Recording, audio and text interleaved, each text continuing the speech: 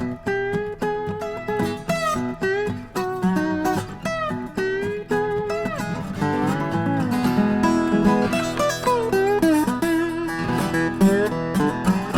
Alison, ici on est chez qui?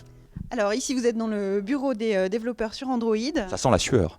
Absolument, car il Non, c'est pas vrai. y a beaucoup de tablettes sur lesquelles travailler. Et donc ici c'est toute l'adaptation des magazines, des livres, mais sur les tablettes et les smartphones Android. D'accord. Alors messieurs, quand on travaille sur Android, on a beaucoup de tablettes pour essayer nos produits, c'est ça? Bah oui, il faut, ouais. Donc plus on a de devices, plus on peut tester sur tablette, sur téléphone, les différentes tailles d'écran. Donc voilà, pour qu'on puisse avoir un maximum de retours. D'accord. Et dans les expériences de développement d'Android, c'est assez nouveau pour vous Android, dans la plateforme de Digital Publishing? Bah nous, ça fait maintenant 2 ans qu'on bosse sur Android, ça fait 1 an qu'on bosse sur le Digital Publishing. Donc maintenant, on commence à voir les retours justement, d'avoir testé différentes tablettes, différents téléphones. Donc on commence à acquérir de l'expérience et maintenant on le ressent au niveau du développement. Ouais. J'imagine qu'il est essentiel de faire tourner vos applications très bien sur les tablettes qui sont les plus vendues. On pense au Kindle Fire, on pense aux tablettes de Samsung Galaxy. Donc plus on va pouvoir tester sur les différentes tablettes, plus c'est important pour nous, plus on aura une application qui sera, on va dire, fiable. Et voilà. D'accord. Et donc pour vous, Amazon, c'est un gros acteur?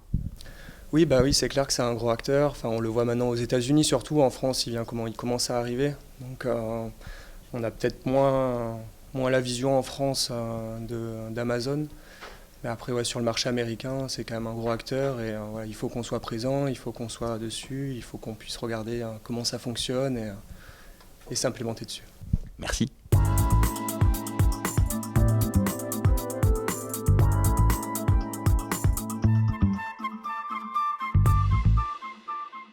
Alors Alison, on vient donc de visiter la caverne Android et en face il y a un autre bureau qui se trouve là. Alors dans ce bureau-là, il y a les développeurs qui travaillent sur le plugin de publication numérique, donc qui permet de créer des magazines, des livres enrichis. Donc on code des plugins pour Express et pour InDesign, c'est ça? Exactement, qui sont les logiciels que les graphistes utilisent pour faire des maquettes de livres papier. Et nous, on leur crée un plugin pour qu'ils fassent une maquette de livre numérique. D'accord, parce que l'idée donc c'est de s'appuyer sur la maquette papier avant de faire le livre numérique, c'est bien ça? Voilà, pour que les éditeurs puissent travailler avec les équipes qu'ils ont en place pour passer au numérique et sur les tablettes. Alors ici Alison, on est chez qui? Alors c'est la suite du bureau de développement des logiciels de publication numérique et je vous présente Thomas Ribro qui est directeur du développement et qui chapeaute tout le projet. Bonjour Thomas. Bonjour. Ah, je vois que tu caches ton t-shirt. Ah ça y est.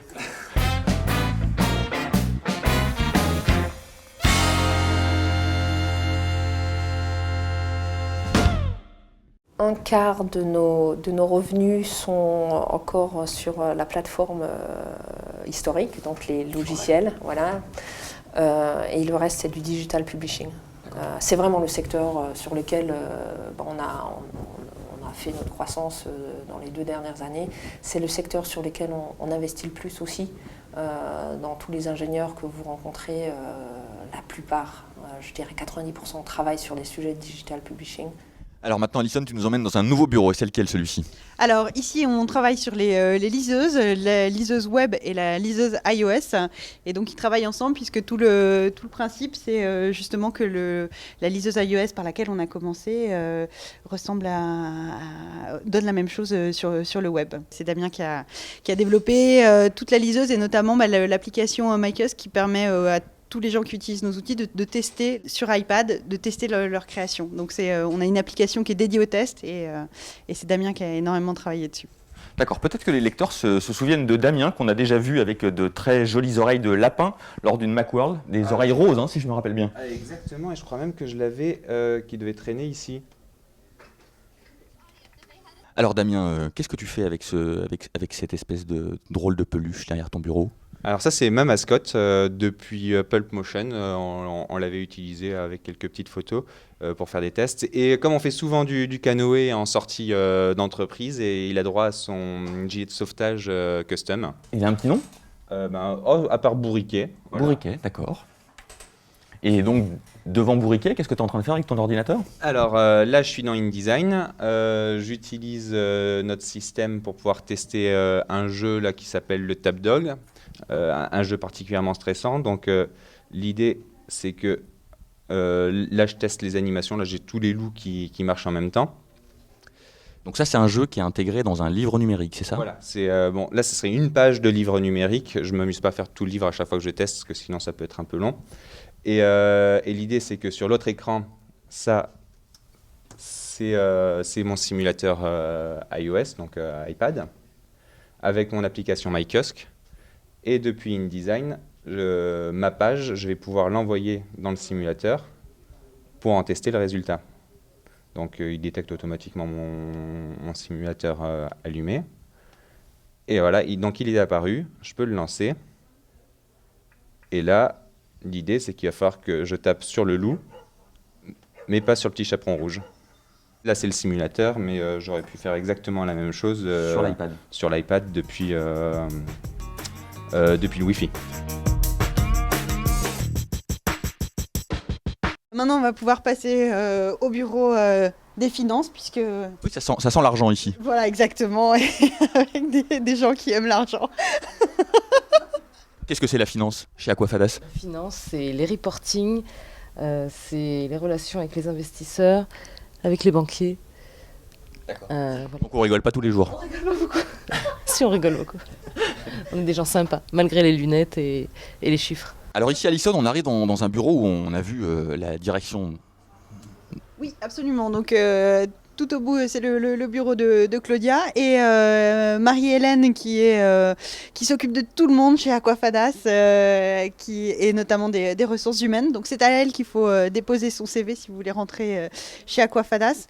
Alors si on devait donner un conseil aux lecteurs qui voudraient postuler pour Aquafadas, qu'est-ce qu'ils devraient faire pour charmer Marie-Hélène, qui se cache un petit peu là tout de suite? Voilà, elle se cache. Bon, alors le meilleur moyen, c'est le gâteau. Hein. C'est une sorte... Le gâteau? Le gâteau. C'est une sorte d'institution chez Aquafadas. Quand on arrive, on fait un gâteau. Quand on commence son stage, on fait un gâteau. Quand on repart de son stage, on fait un gâteau. Si jamais on est embauché après son stage, on fait un gâteau. Quand on fête ses 1 an de boîte, on fait un gâteau. Quand on fête son anniversaire, on fait un gâteau. Donc on mange beaucoup de gâteaux. Il y a des préférences sur les gâteaux ou c'est libre? Non, l'important, c'est que ce soit fait maison. Ça, c'est indispensable. Aujourd'hui, vous couvrez sur les plateformes mobiles iOS et Android. Je crois que vous commencez aussi à vous intéresser à Windows Phone, me semble-t-il. Comment est-ce que vous choisissez vos plateformes? Comment ça marche? Et comment ça se répartit aujourd'hui entre iOS et Android chez vous? Alors nous, on a une technique bien à part. En fait, par défaut, on s'intéresse à tout. Et puis, agnostique, tu nous as dit tout à l'heure. On est agnostique, et puis on lance quelques bouteilles à la mer. En général, ces bouteilles, elles sont portées par AV-Comics. Donc typiquement, Windows Phone, on a fait quelques apps pour AV-Comics. On lance à la mer, on teste, on regarde ce qui revient. Et en fonction... alors, elle est revenue la bouteille? Vide. Vide. Oups. Donc en fonction de ces retours, on travaille avec les éditeurs et on essaye de voir quels sont leurs désirs, quelles sont leurs stratégies et de les confronter à notre expérience et on décide d'aller ensemble explorer des nouvelles contrées ou pas. Pour un éditeur, aller sur une nouvelle plateforme, c'est un investissement important, pas forcément financièrement, mais en temps, en énergie. Il faut l'accompagner en termes de marketing. Et donc,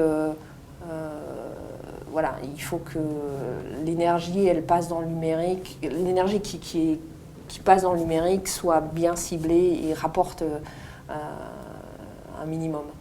Donc, on a vu que Android en 2010 commençait à susciter des intérêts, 2010-2011, et puis ensuite il y a eu quelques coups de frein puisque les retours marchés n'étaient pas extraordinaires. Là, on sent qu'il y a un effet volume qui peut compenser le fait que c'est une plateforme avec un pédigré d'utilisateurs qui est moins acheteur que les utilisateurs iOS. Comment tu expliques ça justement? Parce que c'est vrai que c'est une constante qu'on observe toujours.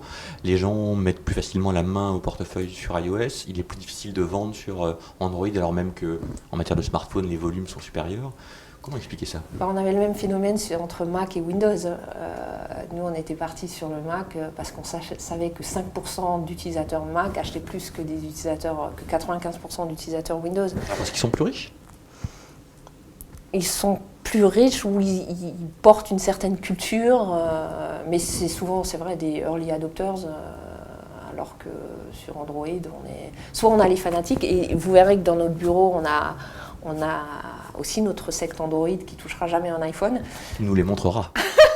Ils existent et ils défendent bien leur territoire. Donc on a soit des gens très techos, soit plutôt des gens qui n'ont pas forcément conscience de la qualité du téléphone qu'ils ont dans la main, qui ne sont pas forcément initiés au monde des apps. On a eu le même phénomène sur BlackBerry. On avait développé une liseuse sur BlackBerry. C'est une application de dessin de presse, donc avec Plantu, Gros, Aurel, enfin toute la clique. Et là, l'utilisateur BlackBerry fait partie de la cible par excellence, quoi.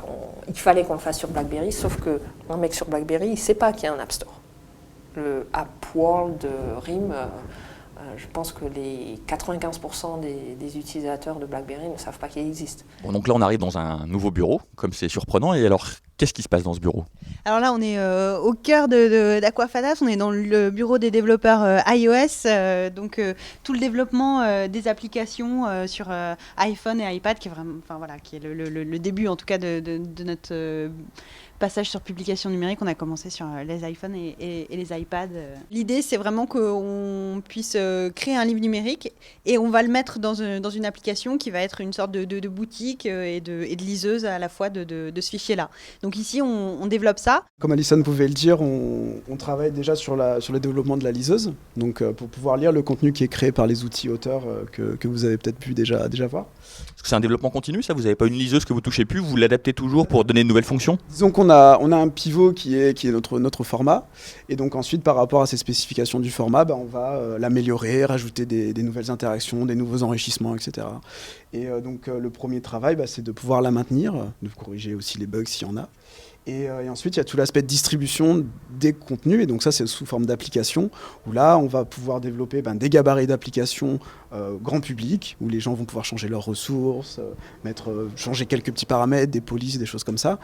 Et de l'autre côté, des applications qui vont être plus lourdes, où des clients vont vraiment pouvoir, aux petits oignons, avoir leur propre kiosque, leur propre store, qu'il y ait un seul titre, qu'il y en ait plusieurs, qu'il y ait de l'abonnement, qu'il y ait des modèles économiques même qui puissent aller bien plus loin que de l'achat simple. Pourquoi pas des modèles type Spotify ou quoi que ce soit. Donc l'intérêt, c'est qu'on apprend en fait de ces services, de ces grands clients, pour qu'on puisse donner ça, on va dire, en générique pour la majorité de nos clients. Ouais. Vous développez des fonctions spécifiques pour des clients importants qui ont des exigences particulières, et après, si c'est intéressant pour vous, vous les intégrez dans la plateforme collective, quoi. Exactement. Voilà, on peut prendre un exemple, là, même pas sur le coût de l'application, mais sur le coût d'un enrichissement. Vous avez peut-être vu, il y a l'anglais pour les nuls et puis la guitare pour les nuls qui sont faits avec nos outils. Eh bien, l'envie de notre client, c'était d'avoir un module d'enregistrement de voix. Donc on a créé ce module d'enregistrement de voix dans notre liseuse, et ensuite le client a pu l'utiliser. Et par la suite, dans les outils, c'est devenu quelque chose de générique où n'importe qui peut faire de l'enregistrement de voix dans son magazine ou dans son document. D'accord. Alors ce bureau-là, il est plutôt spécialisé dans le développement iOS. Tout à fait. Ouais. Il y a l'air d'y avoir plus de monde que dans le développement Android. C'est parce que c'est plus important pour l'instant pour vous iOS qu'Android? C'est vrai que Android est en deçà pour l'instant de iOS, mais on est quand même assez intéressé par cette plateforme, vu qu'on est en train de terminer notre liseuse. Et le compromis, c'est que ce que je suis en train de visualiser sur mon iPad, je peux avoir la même expérience utilisateur sur ma Galaxy Tab, par exemple. D'accord. Donc on va dire qu'il y a un parallélisme qui se fait entre les développements côté iOS ou côté Android, mais aussi côté web, parce que de notre côté on a aussi une liseuse web, et tout est fédéré par notre format. Et donc on a les mêmes problématiques, entre guillemets des problématiques à hautes échelles, et puis ensuite il va y avoir des spécificités en fonction de la plateforme. Peut-être que sur iOS, la gestion des éléments de toucher va être plus simple, mais plus restrictive que sur Android, où on va pouvoir faire plus de choses, etc. etc. Après, c'est des concepts, chaque plateforme a ses propres concepts, ses propres paradigmes, et donc on s'adapte en fonction. Mais aujourd'hui, il serait difficile de dire telle plateforme est supérieure à l'autre en matière de développement. Je pense que ce serait un discours qui ferait beaucoup de commentaires de trolls sur votre site, donc je ne sais pas si... Ça, ce serait surprenant, ça n'arrive jamais. On reste quand même agnostique, et c'est très important de rester comme ça, surtout vu la tournure des plateformes et comment ça avance. Ouais. Merci beaucoup.